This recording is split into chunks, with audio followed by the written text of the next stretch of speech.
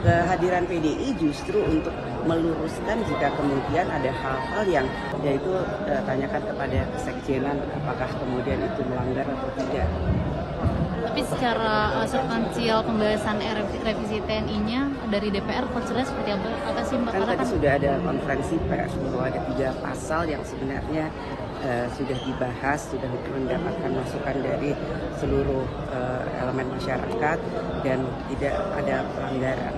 Sudah tidak ada hal yang kemudian itu melanggar hal-hal yang dicurigai akan kemudian membuat hal-hal yang kedepannya itu tercederai.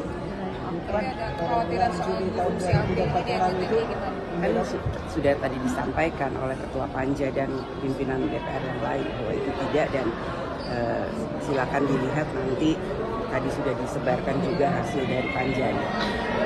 Mbak, pada bulan Juli tahun 2024 dibahas bagaimana soal RUU dan RUU pemerintah itu dia menolak untuk revisi suatu Ya itu kan sebelum kita bahas bersama dan hasilnya seperti apa, tadi kan dalam konferensi pers sudah disebarkan hasil dari Panja yang akan diputuskan.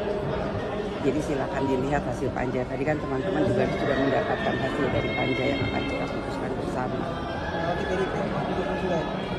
Kehadiran PDI justru untuk meluruskan jika kemudian ada hal-hal yang kemudian tidak sesuai dengan apa yang kemudian kami anggap itu tidak sesuai.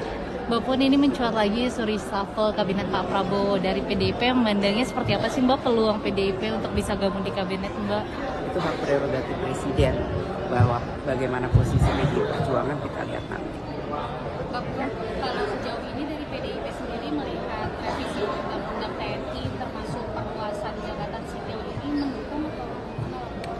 Kan sudah jelas bahwa hanya ada 15 jabatan yang kemudian diperbolehkan TNI untuk masuk dalam jabatan tersebut.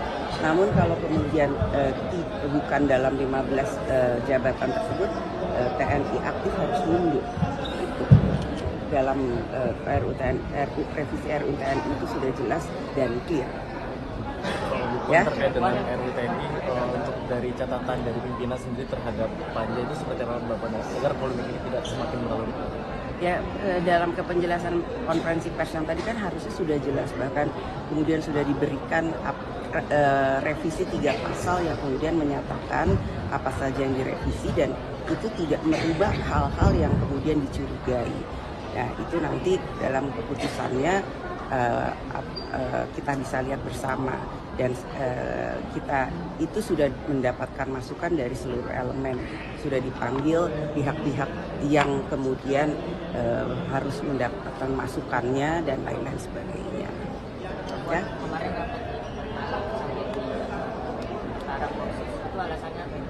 Kan juga teman-teman kan juga tahu bahwa ada yang menggeruduk atau masuk tanpa izin. Jadi memang apapun kemudian kalau dalam suatu acara apapun itu kemudian masuk tanpa izin yang kan tidak diperbolehkan, tidak patut untuk dilakukan itu, masuk ke dalam rumah yang bukan rumahnya.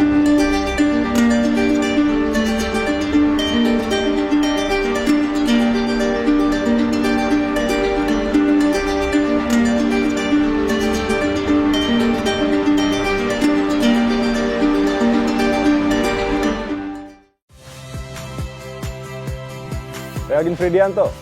Saksikan terus program-program Kompas TV melalui siaran digital, pay TV, dan media streaming lain. Kompas TV, independen, terpercaya.